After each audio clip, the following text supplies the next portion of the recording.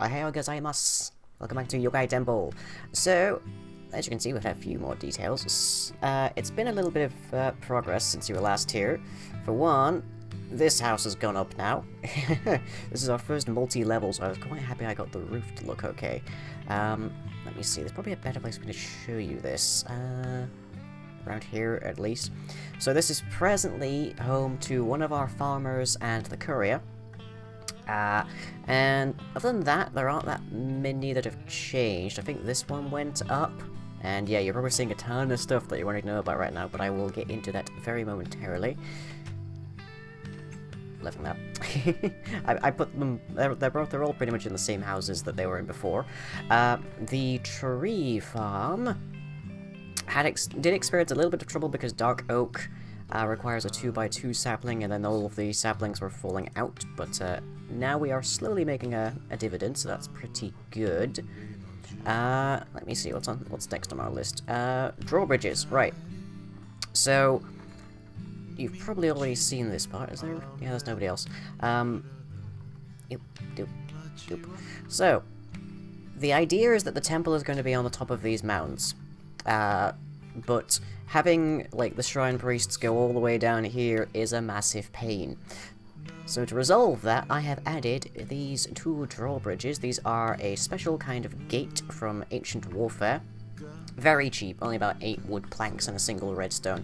And I have yet to find how long they can be. So one of these is 24, the other is 25 blocks long, I think, for a grand total of 49 blocks. I probably could have just used the one, but I like the idea of having the two here. And if I go up here and right-click, then we can see it move. Moreover, we can actually see that it's functional. This is not just a graphical thing. Whoop, whoop, whoop. So, just like the door gates, this functions as a solid object. And it functions as one in both states, unlike the gates. So if I lift it, then if I was standing there, I would fall to my death. As I've already discovered, when, I can't recall if it was Dave or Sice or whatever, like, moved one of these whilst I was running across, but I can't move through this. It basically, like, fakes an invisible solid block, so it can function like that, but we now have a pathway from the, main, like, shrine kind of area, which it'll be over here, and the like the shrine priest dormitories, that kind of thing. I want to have like a big bell over here or some kind of gong, some kind of structure as like an alert, a call to prayer, if you will. So that's there, and there's a really nice like view of the village from here, including Sice's place over there, looking really, really nice. So I've got a couple three more buildings outstanding to build that already have their outlines. I'm going to be adding a fair few more, I think. So that's next on my to-do list. Actually, no, next on my to-do list is names and skins. So let me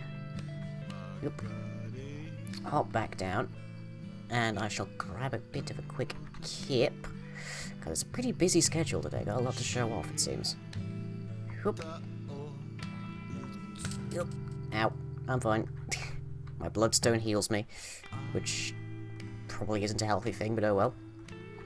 Oh yeah, Soko no Hayashi, as near as I can tell, my translation abilities are not magnificent, roughly means Hayashi warehouse. So if there's anybody who actually speaks Japanese better than I do, which is not difficult, then please feel free to pass it along, and I can change that sign because it's a fancy one. Yay.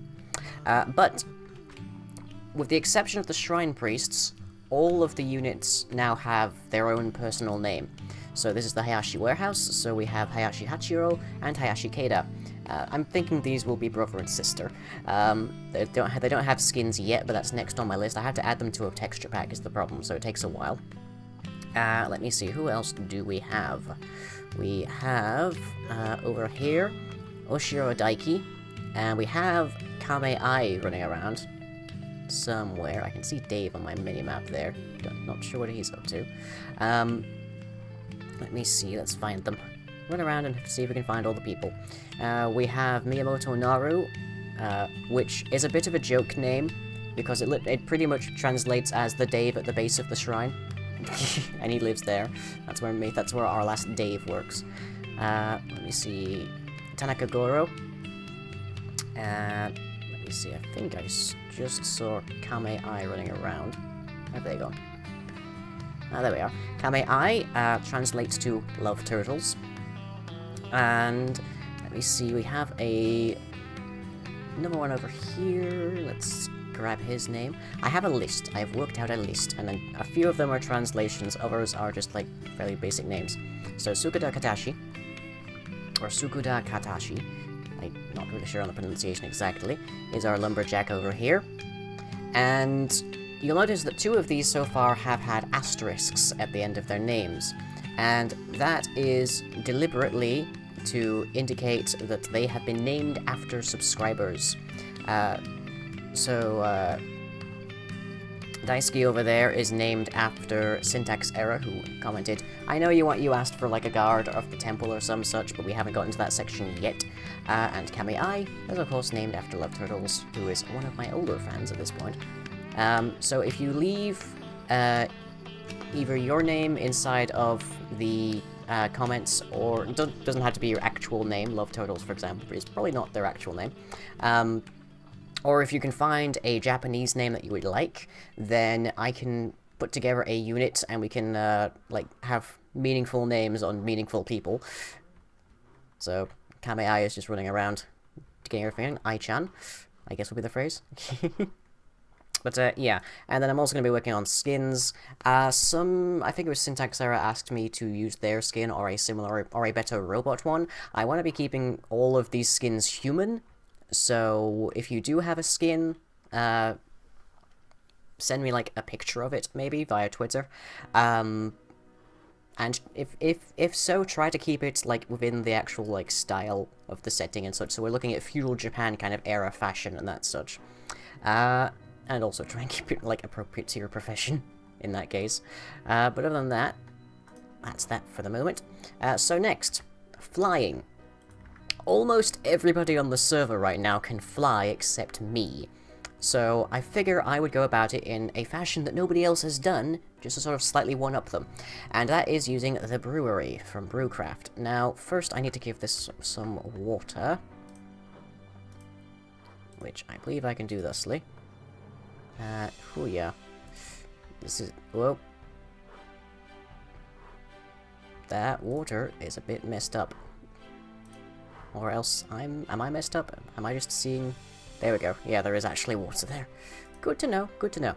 Okay, so we fill this full of water. I can probably get an aqueous accumulator to do this, but that's disadvantageous for reasons that you're about to find out. But there we go, there's 3 buckets worth of water in there. Let me see, let's grab ourselves a nether wart.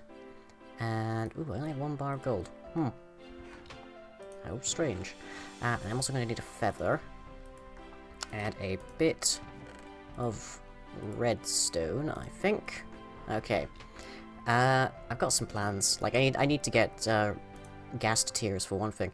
Okay, so, doesn't need power. We just stick our nether wart there. And now we are getting Awkward Potion out of this. Now, it's important to be pulling this out, predominantly because you can't brew backwards. You can't, like, brew from this side. You have to brew always from this side. And that means, like, there isn't really much to do about that. You have to pull it all of the way out so it doesn't have multiple tanks or anything. But, really, we have, like, oh, there we go, 60. Just the whaler thing there isn't updating properly. Okay, so using this transfer node, I have managed to get 3 buckets worth of Awkward Potion. Now, if I rotate this, hopefully this will work. Or I can try and break it, I guess? I'm not sure. Come on. No, I guess I just turn it off. Okay, fine, I'll break it. That's fine. It's a little tedious, but we can work. Okay. There. So that should put it back in. Okay. And now we need the ingredient. Now, the ingredient that we need is called a golden feather. It's a rare drop from chickens, but we can also craft it, I believe. I hope and I pray. So that is just 8 gold nuggets. There we go. And a feather, and that gets us our golden feather. And if we stick that in here, you can make a bunch of really interesting potions using this whole thing. So, for example, there's the potion of combustion, which turns you into a time bomb. Let me see. I need a bit of gunpowder and a fair bit, actually, of glass. There we go. And what I'm now going to be making now is a large bottle. So, do you mind me? Daisuke. Oh, sure, Daisuke. Okay. So that gets me some large bottles. 3 large glass bottles. This is basically a big version of a standard potion bottle. There's also vials, which are smaller. Okay, so what did that get me? That got me 3 buckets worth of Potion of Ascension. So let's grab that. Cycle that so that we can then add our... Oop.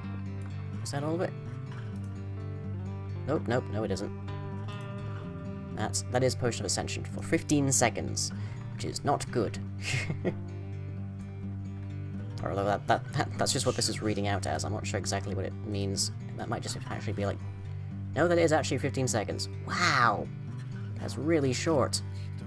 Let's take a look at there. What durations are there here, exactly? Okay. So there's 30 seconds, a minute, 2 minutes... 2 minutes appears to be like the longest this will go. Wow, that's kind of sucky, actually. Well, good thing the ingredients are cheap. Is it actually not going to let me go higher? What? No? Huh? Oh. So how do I get to the 2 minutes then, I wonder? These don't well, that's the big bottle. That might be it. That just might be how it works. So, 1 minute into a big bottle gets me twice the duration. Okay.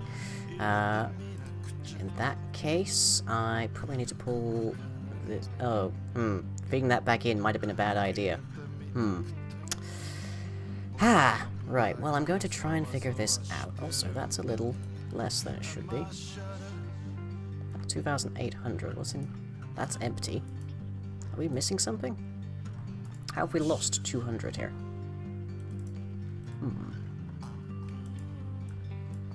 Now, one thing I do need to mention is that there are like I'm using a drum right now, but there are actual like proprietary liquid containers inside of Brewcraft known as drums. Unfortunately, we presently have a bit of a recipe conflict, so we don't actually have a recipe for the metal rings, which are vital in making them.